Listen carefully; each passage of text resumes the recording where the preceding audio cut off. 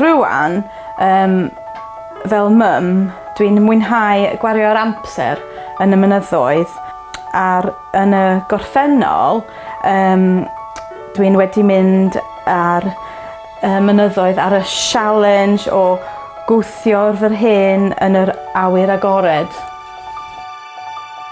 Helen dwi, mae byw yn cyffiniau i'r Wyddfa.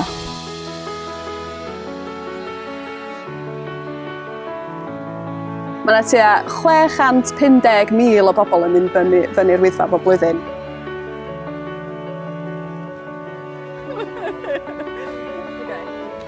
Mae'n rili bwysig i ni fod pobl yn dod i Eryri i fwynhau hunan. Os dwi'n mynd efo'r Bertie, bydda i'n picio teithiau byr, isel, a digon o haws a digon cysgod.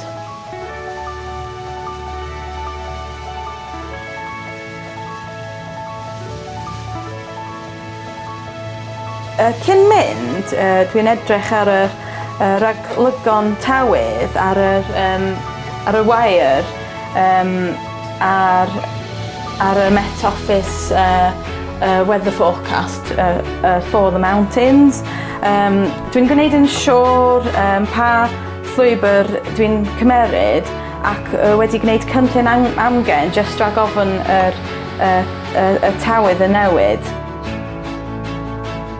Yr eitemau hanfodol i fynd â chi i fyny'r mynydd ydy dillad glaw, dillad cynnes, map a chwmpawd, ffôn, torch, bwyd a diod.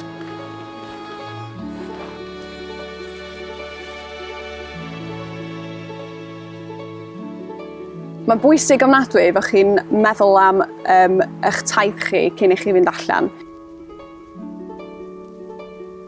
A hefyd, siaradwch efo'r wardeniaid ar y safle cyn i chi fynd allan i gael dipyn o gwybodaeth lleol am y taith.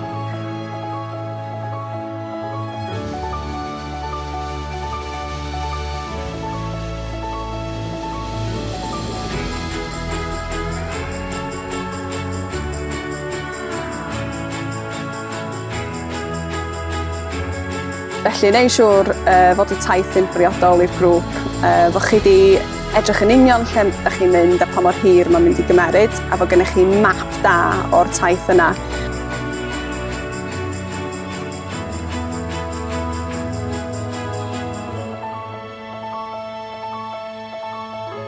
Y prif peth ydy mwynhau dy hun a cyrraedd yn ôl yn diogel.